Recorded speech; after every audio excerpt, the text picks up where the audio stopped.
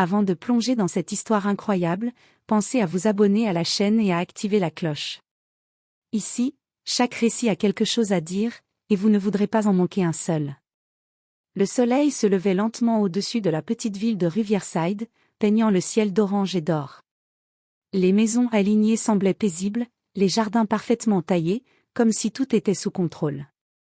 Mais derrière les façades tranquilles, il y avait des secrets. Et au cœur de cette ville, se trouvait le lycée Jefferson. Un établissement réputé pour ses compétitions sportives, ses clubs riches et ses étudiants issus de familles influentes. Les couloirs brillaient, les casiers étaient impeccables, mais une atmosphère invisible flottait dans l'air. Une arrogance silencieuse, nourrie par le pouvoir, l'argent et l'apparence. Ce matin-là, les élèves entraient avec insouciance. Rire. Discussion bruyante. Claquement de chaussures sur le carrelage. Certains parlaient de voitures neuves, d'autres de voyages luxueux. Et quelques-uns se vantaient déjà d'avoir fait renvoyer un professeur l'année précédente, juste pour s'amuser. Dans la salle 204, une chaise tournait encore doucement, comme si elle attendait quelqu'un. Sur la porte, une feuille fraîchement collée. Nouveau professeur. Monsieur Marcus Williams, littérature et sciences sociales. Plusieurs étudiants passèrent devant l'affiche en levant les yeux au ciel. Encore un nouveau, soupira Ethan Miller, le plus populaire, vêtu d'une veste chère. On parie qu'il ne tiendra pas plus d'un mois? Tyler Johnson éclata de rire. S'il est strict, on le casse vite. Comme l'autre. Ashley Brown prit une photo de la feuille avec son téléphone. On va voir s'il est cool ou pas. S'il commence à faire le chef, on le ridiculise. Simple. Personne ne remarqua la jeune Sophie Carter, restée silencieuse près de la fenêtre. Elle n'aimait pas ces jeux cruels, mais elle ne savait jamais comment s'y opposer. Pendant ce temps, à l'extérieur du bâtiment, une voiture discrète se gara. La portière s'ouvrit lentement. Un homme descendit. Grand, posé, regard calme. Costume simple, mallette usée par le temps. Marcus Williams prit une profonde inspiration. Ce n'était pas seulement son premier jour. C'était un retour vers quelque chose qu'il avait quitté autrefois. Les salles de classe pleines d'adolescents turbulents, les regards méprisants, les préjugés cachés derrière des sourires polis. Mais il était venu volontairement.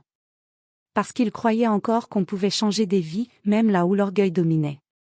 Avant d'entrer, il prit une seconde pour regarder le bâtiment. Des souvenirs affluèrent, conférences prestigieuses, prix académiques, invitations dans de grandes universités, et surtout, ces enfants défavorisés qu'il avait aidés autrefois, dans des quartiers oubliés. Il murmura doucement. Peu importe ce qu'ils voient. Ce qui compte, c'est ce qu'ils deviendront. Puis il poussa la porte.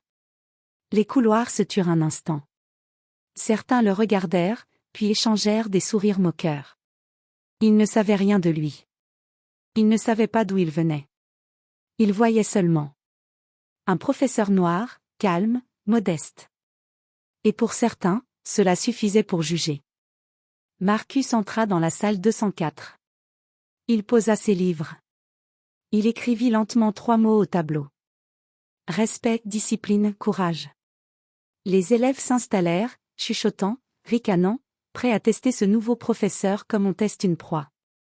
Ce qu'ils ignoraient, c'est qu'en essayant de l'intimider, ils allaient se confronter à leur propre peur, leur propre faute, et à une vérité plus forte que toute leur moquerie. Ce jour-là, au lycée Jefferson, une leçon de vie allait commencer. Et personne n'en sortirait inchangé. La cloche sonna. Les conversations s'éteignirent peu à peu, mais pas complètement. Quelques rires étouffés persistaient, comme des défis silencieux. Marcus se tourna vers la classe. Bonjour à tous. Un simple « bonjour » aurait suffi. Mais seulement 3 élèves répondirent. Ethan resta avachi sur sa chaise, les bras croisés. Ashley mâchait un chewing-gum et fixait son téléphone.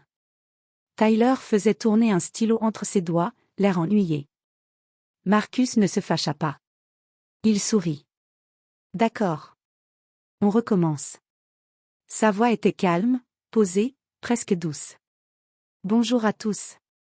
Cette fois, La plupart répondirent, par réflexe. Même ceux qui voulaient faire les durs. Marcus parcourut la classe du regard. Je m'appelle Marcus Williams. Et je ne suis pas ici seulement pour vous enseigner une matière. Je suis ici pour vous apprendre à penser. À questionner. À comprendre le monde, et vous-même. Ethan murmura à Tyler. Oh là là, encore un philosophe. Marcus continua comme s'il n'avait rien entendu. Il écrivit au tableau. Exercice numéro 1, qui suis-je vraiment? Ashley fronça les sourcils. On n'est pas en psychologie, monsieur. Justement, répondit Marcus avec un léger sourire. La littérature et les sciences sociales parlent d'êtres humains. Et vous en êtes.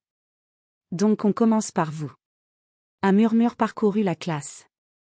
Marcus distribua des feuilles. Écrivez une réponse honnête. Pas ce que vous pensez que les autres veulent entendre. Qui êtes-vous quand personne ne regarde? Sophie serra son crayon. Elle avait déjà envie d'écrire. Mais derrière elle, Ethan leva la main. Et si on n'a pas envie? Marcus le regarda. Alors vous écrivez, je n'ai pas envie. Et vous expliquez pourquoi. Un mélange de surprise et d'agacement passa dans la salle. Marcus s'assit. Silence. Puis, le premier test commença. Les stratégies d'intimidation. Après quelques minutes, Ethan soupira bruyamment. Monsieur, j'ai terminé. Il n'avait écrit qu'une ligne. Je suis quelqu'un qui fait ce qu'il veut. Il tendit la feuille avec un sourire provocateur. Marcus la lut, hocha la tête. Intéressant. Mais incomplet. Recommence. Ethan fronça les sourcils. J'ai dit que j'ai terminé. Et moi, je dis que tu n'as pas encore commencé. Un léger rire parcourut la classe, cette fois dirigé vers Ethan. Son visage s'endurcit. Vous ne savez pas qui je suis. Marcus répondit calmement. Peut-être. Mais toi non plus. Ethan resta figé, déstabilisé. Ashley prit la relève. Elle lança. Monsieur, si vous voulez qu'on vous respecte, vous devez d'abord montrer que vous en valez la peine. Tyler ajouta, ricanant. Ouais. Gagner sa place, comme on dit. Marcus posa son stylo, se leva, et s'approcha. Très bien. Alors faisons cela. Il prit une chaise, la plaça devant la classe. Qui pense que je ne mérite pas encore votre respect? Plusieurs mains se levèrent. Pas par méchanceté pure, par habitude, par arrogance, par imitation. Marcus hocha la tête. Merci pour votre honnêteté. Maintenant, expliquez. Ashley fut la première. On ne vous connaît pas. Vous êtes nouveau. Vous dites des grandes phrases. Mais on ne sait pas ce que vous valez. Très bien, répondit Marcus. Et si je vous disais que le respect ne se donne pas à cause d'un titre, mais parce qu'on respecte d'abord l'être humain devant soi? Tyler secoua la tête. Désolé, monsieur. Dans la vraie vie, c'est le plus fort qui domine. Marcus sourit faiblement. Oui. Mais dans la vraie vie aussi, c'est le plus sage qui survit. Silence. La fissure. Soudain, la porte s'entr'ouvrit. Un professeur plus âgé, Monsieur Anderson, jeta un coup d'œil. Tout va bien ici? Ethan répondit avant Marcus. Oui, monsieur. On apprend la philosophie de la chaise. Quelques rires éclatèrent. Monsieur Anderson adressa un regard hésitant à Marcus, puis repartit. Marcus comprit. Les élèves avaient l'habitude de prendre le contrôle. Alors il changea de méthode. Il afficha au projecteur une citation. L'intimidation n'est pas une preuve de force. C'est une preuve de peur mal cachée. Qui peut m'expliquer cette phrase? Personne ne répondit. Puis, timidement, une main se leva. Sophie. Peut-être que ceux qui humilient les autres le font, parce qu'ils ont peur d'être faibles? Marcus sourit. Merci, Sophie. Ethan leva les yeux au ciel. On dirait un film moraliste. Personne ici n'a peur. Marcus le regarda avec douceur. Vraiment? Ethan ouvrit la bouche, puis la referma. Il ne savait pas pourquoi, mais il se sentit visé. La promesse silencieuse. La cloche sonna à nouveau. Les élèves se levèrent rapidement. En sortant, Ethan lança. On verra combien de temps il tient. Ashley répondit. On va le tester. Lentement. Tyler approuva. Sophie resta assise une seconde de plus. Elle s'approcha. Monsieur, votre cours m'a plu. Marcus la remercia simplement. Puis, quand la salle fut vide, il s'assit. Il ferma les yeux. Il savait que ce n'était que le début. Ils allaient essayer de le casser. De le pousser. De le ridiculiser. Mais il avait déjà pris sa décision, au fond de lui. Il ne reculerait pas. Il ne se mettrait pas en colère. Il leur apprendrait, coûte que coûte. Et bientôt. Ce seraient eux qui regretteraient leur choix. Les jours passèrent. Marcus continuait d'enseigner calmement, patiemment. Mais derrière son dos, quelque chose se préparait. Ethan, assis au fond de la classe, n'acceptait pas d'avoir été remis à sa place. Ce prof se croit meilleur que nous, dit-il un midi à la cafétéria. On doit lui montrer qu'il n'est rien. Ashley hocha la tête, les yeux brillants d'une idée dangereuse. J'ai regardé son profil en ligne. Il n'a presque rien partagé. Pas de voyage luxueux, pas de photos chères, rien d'impressionnant. Tyler ajouta. Peut-être qu'il cache qu'il vient d'un quartier pauvre. Ashley sourit. Alors on va fouiller. Ils passèrent l'après-midi à scroller, chercher, ouvrir d'anciens comptes, commenter, fouiner. Finalement, Ashley trouva. Voilà. Une vieille photo. Floue. Marcus, plus jeune, en jean simple, dans un quartier modeste, entouré d'enfants. On y lisait. Programme de tutorat bénévole, Chicago. Ethan éclata de rire. Parfait. On va en faire un clown. Ils téléchargèrent la photo. Ils préparèrent des montages. Des titres moqueurs. Des phrases humiliantes. Puis ils attendirent. Le jour du piège. La salle était pleine. Marcus distribuait des documents. Sophie lisait attentivement. Tout semblait normal. Soudain, les lumières s'éteignirent. Le projecteur s'alluma. Une image apparut. La photo. Accompagnée d'une phrase en lettres rouges. Notre prof avant l'homme des quartiers pauvres. Puis une autre. Pas capable d'avoir mieux, alors il vient nous donner des leçons. Un éclat de rire secoua la classe. Certains filmaient. D'autres partageaient déjà sur leur téléphone. Tyler frappait la table de rire. Ashley jouait l'innocence. Oh non, quelqu'un a dû pirater l'ordinateur du prof. Ethan, lui, savourait. Marcus regarda l'écran longtemps. Son visage ne montrait ni colère, ni honte. Juste une immense tristesse silencieuse. Qui a fait cela ? Demanda-t-il doucement. Personne ne répondit. Un silence coupable remplaça les rires. Marcus inspira profondément. Très bien. Laissez l'image. Les élèves se regardèrent, surpris. Oui, dit-il calmement. Laissez-la. Il s'approcha de l'écran. Cette photo, c'est l'un des souvenirs dont je suis le plus fier. Ethan fronça les sourcils. Fier ? Sérieusement ? Marcus acquiesça. Oui. Ces enfants vivaient dans la peur. Certains n'avaient pas de parents. D'autres dormaient dehors. J'y allais après mes cours universitaires, pour leur apprendre à lire, écrire, rêver. Personne ne riait plus. Marcus continua. Avez-vous remarqué leur sourire ? Ils n'avaient rien. Mais ils se sentaient vus. Respectés. Il se tourna vers la classe. Et vous, vous avez tout. Pourtant, vous croyez que pour être quelqu'un, il faut humilier. Un malaise visible s'installa. Mais Ethan frappa la table. Arrêtez de jouer au héros. Vous êtes juste quelqu'un qui n'a pas réussi. Un murmure parcourut la classe. Ashley filma discrètement, pensant capturer un scandale. Marcus le fixa. Tu penses que la valeur d'un homme se mesure à sa voiture, à sa maison, à la richesse de ses parents ? Oui, répondit Ethan, froidement. Marcus hocha la tête. Alors je comprends pourquoi tu as si peur de perdre. Ethan resta figé. La porte s'ouvrit brusquement. Le proviseur, Monsieur Harris, entra à regard sombre. Dans mon bureau. Maintenant. Ethan lança un sourire satisfait. Il crut que Marcus allait être renvoyé.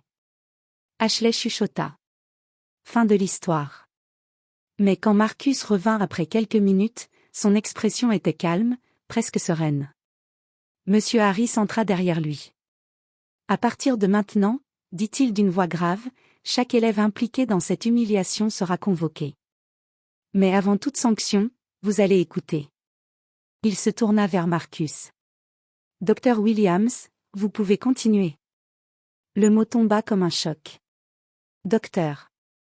Des regards stupéfaits se croisèrent. Ethan balbutia. Docteur? Marcus soupira. Je ne voulais pas en parler. Parce que les titres impressionnent, mais n'enseignent rien.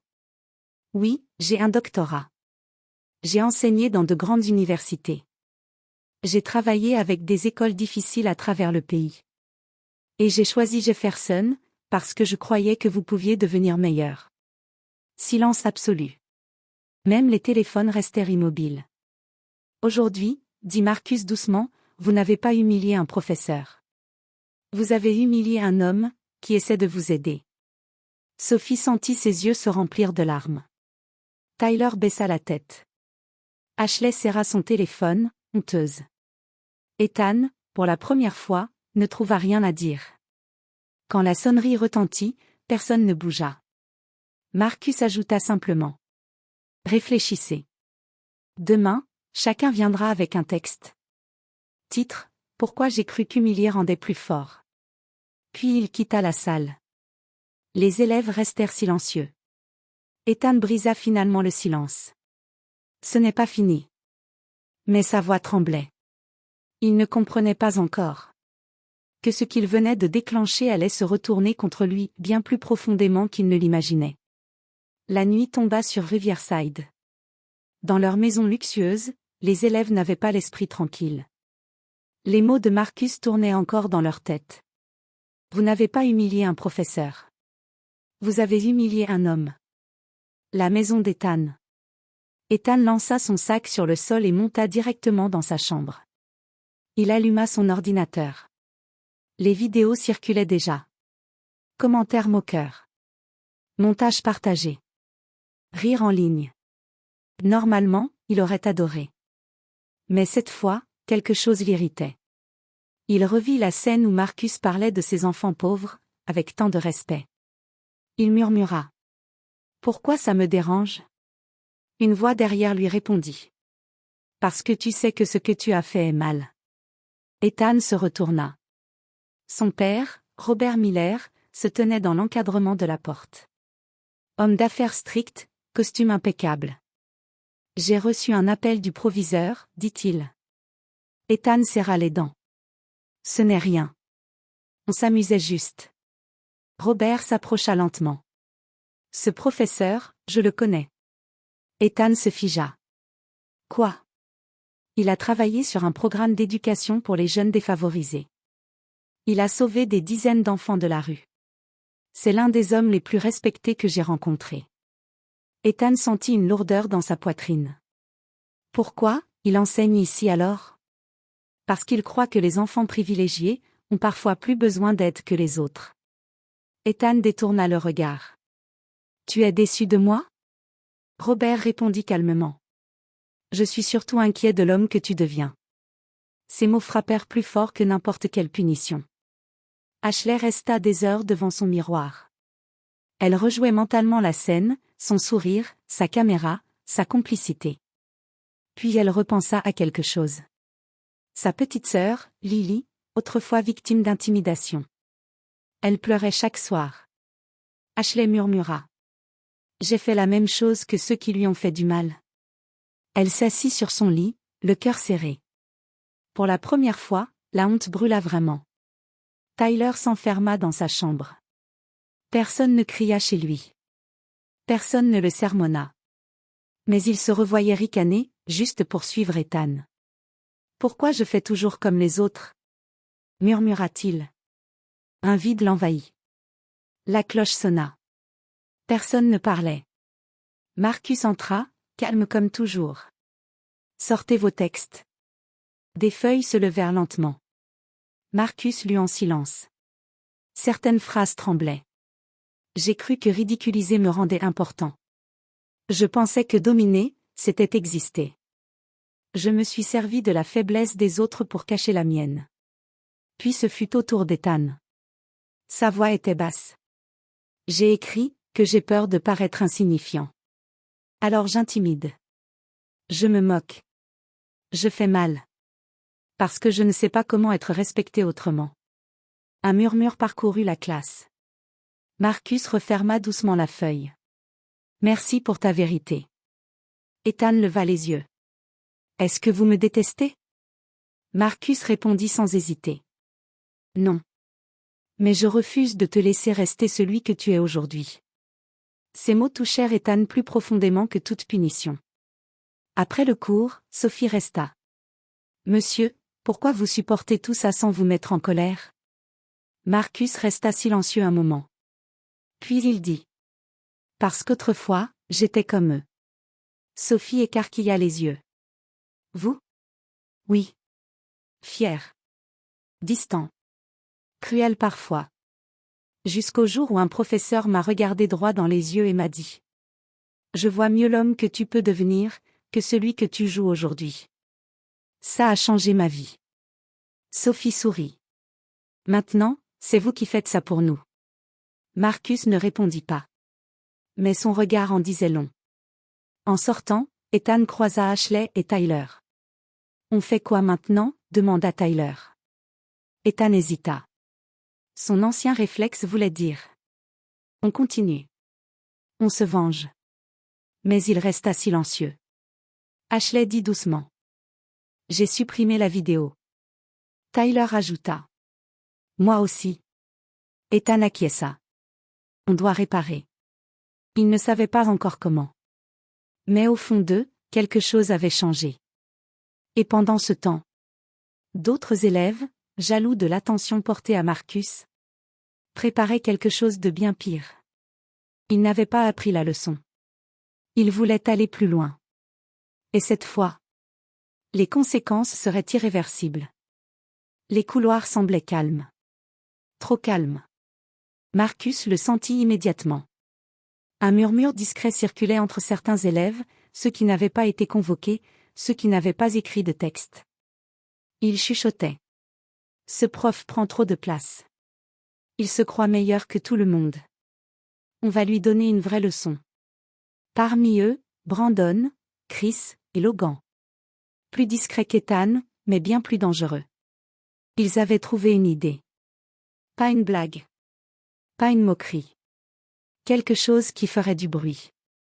Dans les toilettes, à l'abri des caméras, Brandon posa son téléphone. On crée un faux scandale. On fait croire qu'il a agressé un élève. Ça explose en ligne, et il saute. Chris hésita. C'est risqué. Logan répondit froidement. Justement. Plus c'est gros, plus ça marche. Ils écrivirent un faux témoignage. Tournèrent une courte vidéo truquée avec un montage, comme si Marcus avait poussé quelqu'un. Puis ils envoyèrent. Forum, groupe d'élèves, réseau, comptes anonymes. En quelques heures, la rumeur enfla. Marcus traversait la cour quand il sentit des regards pesants. Des murmures. C'est lui. J'ai vu la vidéo. Comment un prof peut faire ça? Il s'arrêta. Son téléphone vibra. Message du proviseur. Venez immédiatement à mon bureau. Urgent. Dans le couloir, les élèves filmaient déjà. Ethan vit Marcus passer. Son cœur se crispa. Qu'est-ce qui se passe? Ashley montra son téléphone, la fausse vidéo. Ethan blêmit. C'est faux. Je sais, répondit-elle. Mais Internet ne le sait pas. Dans le bureau, le proviseur Harris parla d'une voix dure. Marcus, nous devons vous suspendre temporairement, le temps de l'enquête. Marcus ferma les yeux. Je comprends.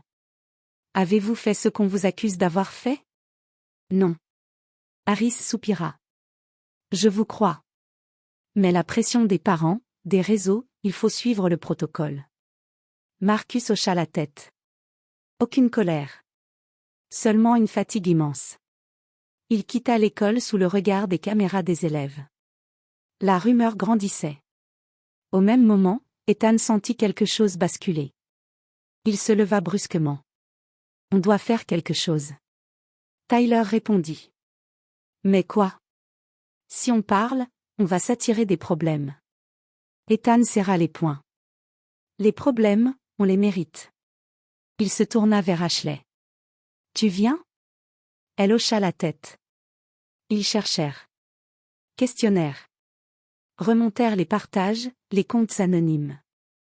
Jusqu'à ce qu'ils tombent sur un détail. Même faute d'orthographe. Même manière d'écrire. Ashley murmura. Brandon. Ils coururent vers les toilettes, où ils trouvèrent le trio, paniqué. Supprimez la vidéo, dit Ethan. Brandon ricana. Trop tard. Ethan s'approcha. Vous ne comprenez pas. Vous n'êtes pas en train d'humilier un prof. Vous êtes en train de détruire un homme. Brandon tenta de passer. Ashley lui barra le chemin. On témoigne. On raconte la vérité. Maintenant. Chris craqua. On ne pensait pas que ça irait si loin. Logan baissa la tête. On a juste voulu être populaire. Ils allèrent directement au bureau du proviseur. Tremblant. Honnête.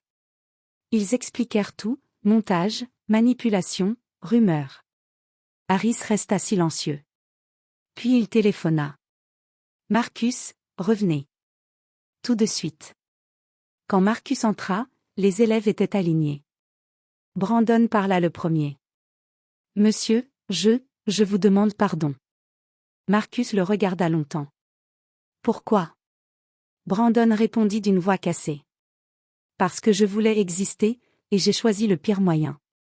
Le proviseur annonça les sanctions, exclusion temporaire, service communautaire, interdiction réseau scolaire. Mais Marcus leva doucement la main. Je demande quelque chose d'autre. Harris le regarda, surpris. Quoi donc? Qu'il vienne, pendant un mois, travailler avec moi, au programme de tutorat bénévole. Qu'il voit ce que c'est que la vraie vie. Silence. Puis Harris accepta. Quelques jours plus tard, Brandon, Chris, Logan, Ethan, Ashley et Tyler se retrouvèrent dans un centre communautaire. Des enfants les observaient avec confiance. Marcus expliqua calmement. Ici, personne n'humilie. Personne ne domine. Ici, on apprend à se relever ensemble. La première fois qu'un petit garçon prit la main de Brandon pour lui demander de l'aide pour lire, il sentit une boule dans la gorge. Ashley regarda une petite fille rire pour la première fois. Ethan, au bout d'un moment, dit tout bas. Maintenant, je comprends. Marcus sourit. Le respect ne se réclame pas. Il se construit. Des semaines passèrent. La rumeur s'éteignit. Les élèves changèrent. Pas par peur. Par compréhension. Un matin, toute la classe se leva à l'arrivée de Marcus. Spontanément. Pas par obligation. Ethan dit simplement. Bonjour, monsieur Williams. Marcus répondit. Bonjour à tous. Et cette fois, ce n'était plus un défi. C'était un respect réel. Un respect appris. Un respect mérité.